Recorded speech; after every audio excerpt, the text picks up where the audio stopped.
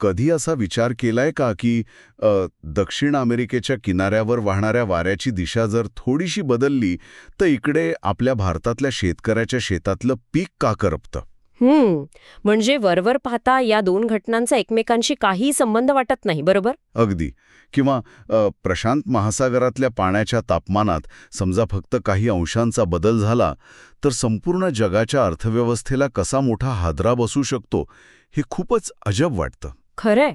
पण आज आपण एका अशा अदृश्य साखळीबद्दल बोलणार आहोत जी या संपूर्ण पृथ्वीला एका सूत्रात बांधून ठेवते. आणि तुम्हाला सांगते, ही साखळी इतकी गुंतागुंतीची आणि प्रभावी आहे ना, की ती केवळ हवामानच नाही तर जागतिक राजकारण, अन्नाचे दर आणि अगदी मानवी आरोग्यापर्यंत सगळ्या गोष्टींवर नियंत्रण ठेवते. नक्कीच. कसं आहे ना, निसर्गाच्या या लपलेल्या यंत्रणेला समजून घेणं हे एखाद्या रहस्यमय कथेचा उलगडा करण्यासारखंच आहे. एकदम बरोबर. आणि याच रहस्याचं नाव आहे एल निनो. आजच्या या सखोल विश्लेषणात आपण याच विषयाच्या मुळाशी जाणार आहोत. बातम्यांमध्ये, हवामान खात्याच्या अंदाजात किंवा वृत्तपत्रांमध्ये आपण अनेकदा एल निनो हा शब्द वाचतो. पण ह्याचा नेमका अर्थ काय? प्रशांत महासागराच्या एका कोपऱ्यात घडणाऱ्या ह्या बदलाचा आपल्या रोजच्या जीवनावर, आपल्या ताटातील अन्नावर कसा थेट परिणाम होतो, बरोबर, हे आपण आज समजून घेणार आहोत. मुख्य म्हणजे हे सगळं का आणि कसं घडतं यामागचं विज्ञान आपण उलगडणार आहोत. चला तर मग या मोठ्या विषयाला हात घालूया. हो, नक्कीच. ठीक आहे, आपण हे थोडं उलगडून पाहूया. सुरुवातीला मला एक अतिशय मूलभूत प्रश्न पडतोय. हा एल निनो नेमका प्रकार काय आहे? म्हणजे ही काही आत्ता नवीन निर्माण झालेली समस्या आहे का? नाही, अजिबात नाही.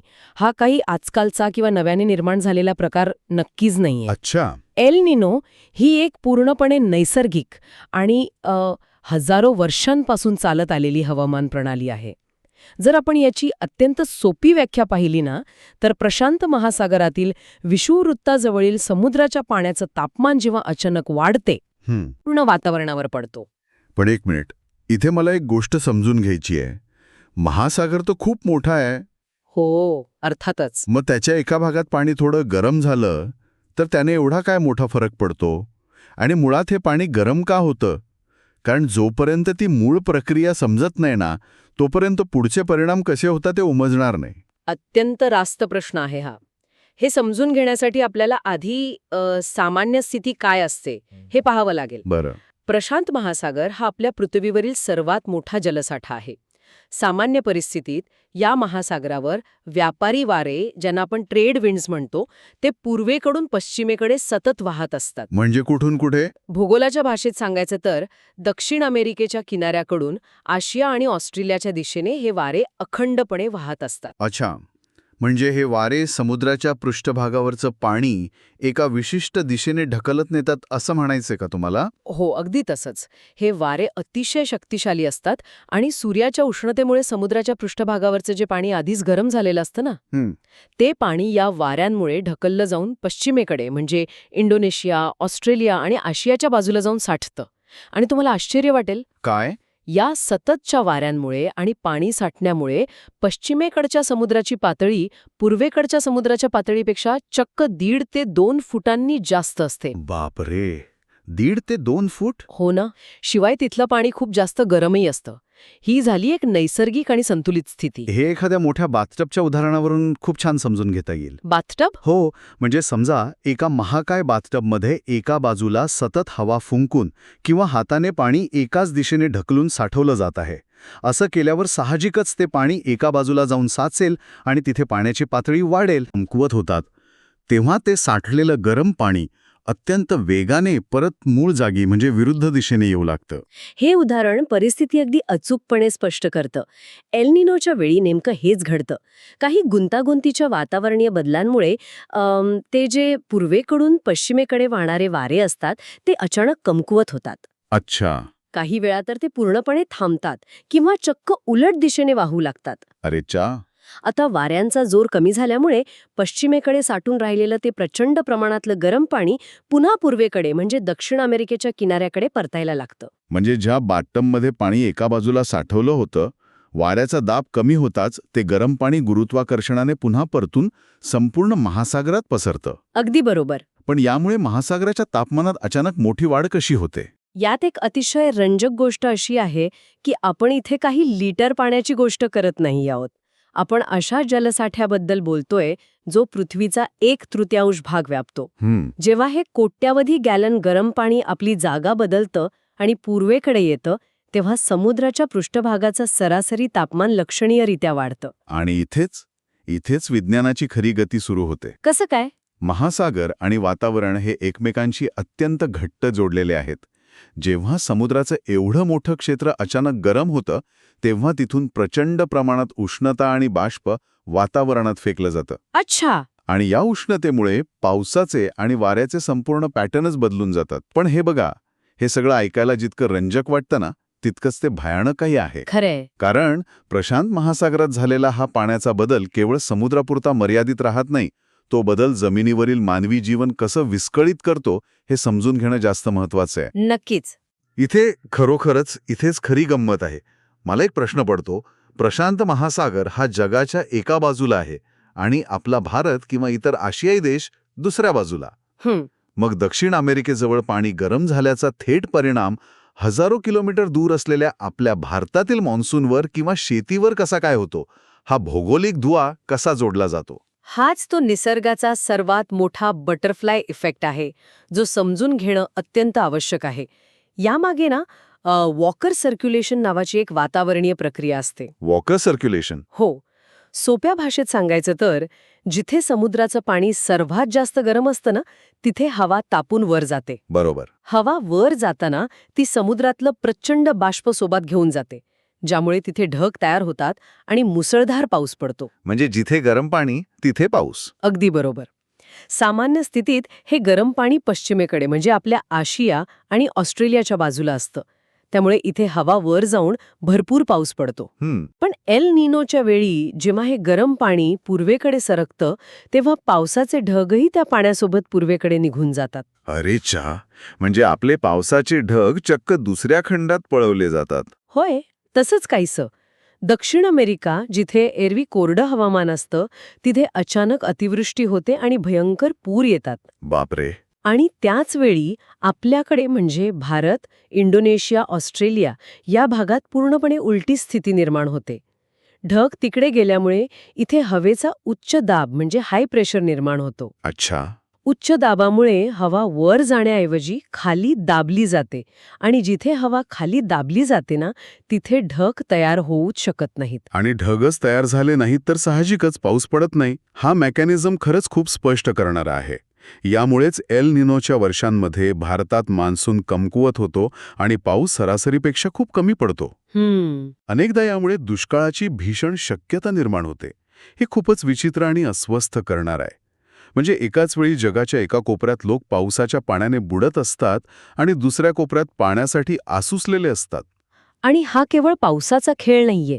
जर आपण याचा मोठ्या चित्राशी संबंध जोडला तर समुद्रातून वातावरणात जाणारी उष्णता संपूर्ण पृथ्वीचं सरासरी तापमान वाढवते. म्हणजे ग्लोबल वॉर्मिंगचा परिणाम आणखी वाढतो. हो. या काळात उष्णतेच्या लाटा ज्यांची तीव्रता अलीकडच्या काळात खूप वाढलीये त्या अधिक भयंकर रूप धारण करतात.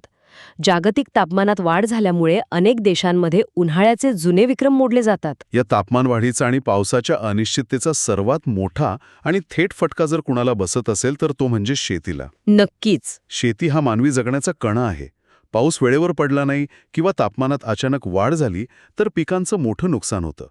पण इथे एक गोष्ट मला जाणवते ती म्हणजे याचा परिणाम फक्त स्थानिक शेतकऱ्यांवर होत नाही तर ही एक जागतिक साखळी आहे. अगदी. ही एक मोठी जागतिक साखळी आहे. जेव्हा भारतात तांदूळ किंवा माखरेचं उत्पादन घटते किंवा ऑस्ट्रेलियात गव्हाचे पीक दुष्काळामुळे जळून जाते तेव्हा त्याचा फटका संपूर्ण जगाला बसतो. आंतरराष्ट्रीय बाजारात अन्नधान्याचा तुटवडा निर्माण होतो आणि अन्नाचा तुटवडा म्हणजे थेट महागाई. बरोबर.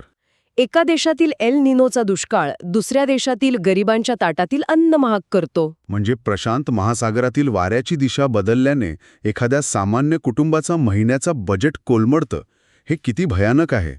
अन्नासोबतच पाण्याची टंचाई हा आणखी एक मोठा मुद्दा आहे. हो ना.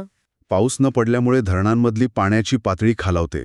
ही पाणीटंचाई फक्त शेतीपुरती मर्यादित राहत नाही तर पिण्याच्या पाण्याचाही अत्यंत गंभीर प्रश्न निर्माण होतो. आणि पिण्याच्या पाण्याची कमतरता ही थेट आरोग्याशी जोडलेली असते. जेव्हा शुद्ध पाणी मिळत नाही तेव्हा लोक दूषित पाण्याचा वापर करण्यास भाग पडतात. यामुळे कॉलरा, टायफॉइड यांसारख्या पाण्यावाटे पसरणाऱ्या आजारांचा धोका कित्येक पटीने वाढतो. बापरे. दुसरीकडे काही भागात पावसाअभावी नद्या आटतात आणि डबकी तयार होतात, जिथे डासांची पैदास होऊन डेंग्यू आणि मलेरियासारखे आजार वेगाने पसरतात. शिवाय आपण मगाशी ज्या उष्णतेच्या लाटांबद्दल बोललो त्यामुळे उष्माघाताचा म्हणजे शरीराचं तापमान अनियंत्रित होण्याचा धोका खूप वाढतो. खरे. आणि अन्नधान्य उत्पादनातील घटीमुळे कुपोषण वाढण्याची शक्यता असतेच, विशेषतः लहान मुलांमध्ये. निसर्गातील एक छोटासा बदल मानवी आरोग्यावर चौफेर हल्ला कसा करू शकतो हे यावरून स्पष्ट होतं. एकदम बरोबर. एका भौगोलिक क्षेत्रातील बदल संपूर्ण जगाचे अन्न, अर्थकारण आणि आरोग्यचक्र कसे धोक्यात आणतो याचं एल निनो हे एक ज्वलंत उदाहरण आहे. आपण सगळे एकाच मोठ्या यंत्रणेचे छोटे छोटे भाग आहोत हे यातून सिद्ध होतं. पण मग इथे एक साहजिकच प्रश्न निर्माण होतो. जर एल निनोचे परिणाम इतके भीषण आणि सर्वव्यापी आहेत आणि सर्वात महत्त्वाचं म्हणजे ती एक नैसर्गिक प्रक्रिया आहे जिला आपण मानवी ताकदीने थांबवू शकत नाही, तर मग आपण पूर्णपणे हतबल आहोत का? निसर्गाच्या ह्या प्रकोपासमोर फक्त हात बांधून उभं राहायचं का? सुदैवाने नाही. आपण पूर्णपणे हतबल नक्कीच नाही आहोत. आपण प्रशांत महासागराचे वारे नियंत्रित करू शकत नाही हे खरं आहे. बरोबर. पण त्या वाऱ्यांमुळे जमिनीवर येणाऱ्या संकटाचा सामना करण्याची तयारी आपण नक्कीच करू शकतो.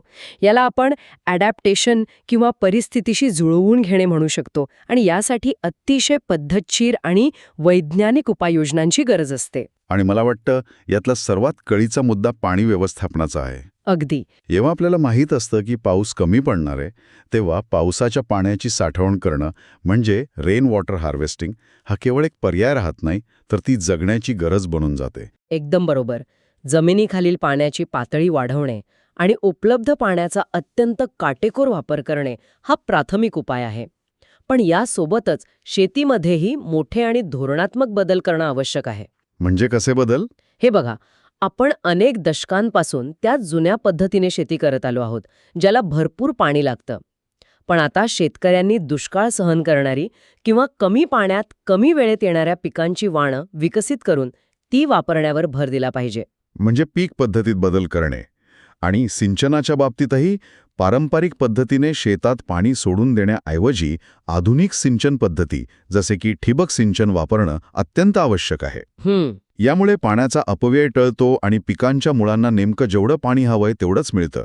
पण इथे मला एक गोष्ट जाणवते. काय? हे सगळे उपाय ऐकायला किंवा वाचायला खूप छान वाटतात, पण प्रत्यक्षात हे करणं किती कठीण आहे. शेतकऱ्यांसाठी पीक पद्धती बदलणं किंवा ठिबक सिंचनासारख्या आधुनिक यंत्रणा राबवणं यासाठी मोठा आर्थिक खर्च आणि सरकारी पाठबळ लागतं. हे तुमचं निरीक्षण अतिशय वास्तववादी आहे. आणि म्हणूनच हे केवळ शेतकऱ्यांचं काम नाहीये. इथे प्रशासनाची आणि सरकारची भूमिका सर्वात मोठी असते. नक्कीच. आजकाल हवामान खात्याचे अंदाज खूप अचूक झाले आहेत. एल निनो येणार आहे हे अनेक महिन्याआधीच सांगता येतं. या अर्ली वॉर्निंग सिस्टीमचा वापर करून सरकार आधीच आपत्ती व्यवस्थापन योजना तयार ठेवू शकतं. शेतकऱ्यांना योग्य बियाणे पुरवणे, पाण्याचं योग्य वाटप करणे आणि धान्याचा राखीव साठा तयार ठेवणे हे प्रशासकीय पातळीवर अत्यंत गरजेचं आहे. आरोग्याच्या दृष्टीनेही पूर्वतयारी महत्वाची आहे, नाही का? हो ना. वाढत्या तापमानात शरीरातील पाण्याचे प्रमाण टिकून ठेवण्यासाठी नागरिकांमध्ये जागरूकता निर्माण करणे, उन्हाच्या तीव्र वेळांमध्ये कामगारांच्या वेळा बदलणे आणि आरोग्य यंत्रणा सज्ज ठेवणे हे उपाय उष्माघातासारख्या धोक्यांपासून वाचवण्यासाठी आवश्यक आहेत. अगदी. शिवाय पर्यावरण रक्षणाचाही मोठा भाग यात आहे. मोठ्या प्रमाणावर वृक्षारोपण करणे जेणेकरून जमिनीतील ओलावा टिकून राहील आणि स्थानिक तापमानात थोडी घट होईल. पण जेव्हा मी या सगळ्या उपायांचा विचार करतो तेव्हा मला एक गोष्ट प्रकर्षाने खटकते. कोणती गोष्ट? तर या सगळ्याचा अर्थ काय? म्हणजे आपण अनेकदा एल निनो किंवा दुष्काळ जाहीर झाल्यावरच या उपायांकडे वळतो. आपण या नैसर्गिक संकटांकडे एक तात्पुरती आपत्ती म्हणून पाहतो. पाणी वाचवणे, ठिबक सिंचन वापरणे किंवा वृक्षारोपण करणे हे केवळ एल निनो आलाय म्हणून करायचे उपाय का असावेत? मुळात हीच आपली कायमस्वरूपी जीवनशैली असायला नको का? यामुळे एक अतिशय महत्त्वाचा प्रश्न निर्माण होतो आणि हा एक डोळे उघडणारा मुद्दा आहे. आपण नेहमी नैसर्गिक घटनांना असामान्य मानण्याची चूक करतो, पण एल निनो ही एक नियमितपणे होणारी घटना आहे हे आपण विसरतो. खरंय. आपण आपल्या शहरांची, शेतीची आणि अर्थव्यवस्थेची रचना अशा प्रकारे केली आहे की जणू काही प्रत्येक वर्षी पाऊस सामान्यच पडणार आहे. आणि म्हणूनच जेव्हा एल निनो येतो तेव्हा आपली ही यंत्रणा कोसळते. आपण तात्पुरते बँडेड लावल्यासारखे उपाय शोधतो. बरोबर. आपण मुळातच अशा यंत्रणा उभ्या केल्या पाहिजेत ज्या या नैसर्गिक बदलांना पचवू शकतील. नक्कीच. नैसर्गिक संकटांची तीव्रता खऱ्या अर्थाने कमी करायची असेल तर तात्पुरत्या उपायांपेक्षा दीर्घकालीन नियोजनाचा अवलंब हाच एकमेव तारणहार ठरू शकतो. एल निनो हा निसर्गाचा एक अलार्म आहे, जो आपल्याला सतत आठवण करून देतो की आपली नैसर्गिक संसाधने मर्यादित आहेत. जर पाण्याचा योग्य वापर आणि आधुनिक शेती ही आपली रोजचीच सवय बनली तर एल निनोसारखं संकट आपत्ती न वाटता केवळ हवामानाचा एक कठीण टप्पा वाटेल, ज्याचा आपण सहज सामना करू शकू. अगदी खरंय. निसर्गाला आपण नियंत्रित करू शकत नाही, पण स्वतःला नक्कीच बदलू शकतो. जर आपण आजच्या या चर्चेचा आणि उपलब्ध माहितीचा निष्कर्ष काढायचा ठरवला तर एक गोष्ट अगदी स्पष्ट होते. अर्थव्यवस्था आणि पर्यावरणावर होणारे परिणाम प्रचंड विध्वंसक असू शकतात.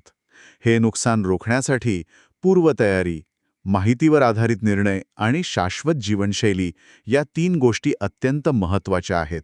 होय, माहिती आणि पूर्वतयारी हेच अशा नैसर्गिक घटनांसमोर आपले सर्वात मोठे शस्त्र आहे.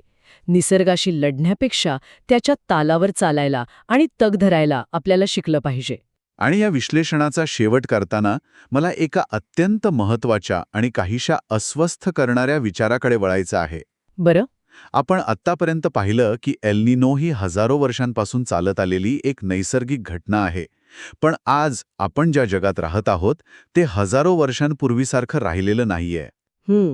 आज मानवी हस्तक्षेपामुळे, वाढत्या प्रदूषणामुळे आणि हरितगृह वायूंच्या उत्सर्जनामुळे पृथ्वीचे सरासरी तापमान आधीच वेगाने वाढत आहे, ज्याला आपण ग्लोबल वॉर्मिंग म्हणतो.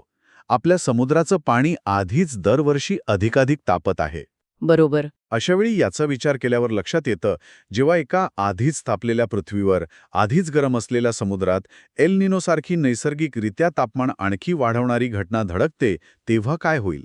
हा खूपच गंभीर विचार आहे. भविष्यातील हे एल निनो अधिक भयानक, अधिक अनपेक्षित आणि अधिक विध्वंसक तर बनणार नाहीत ना?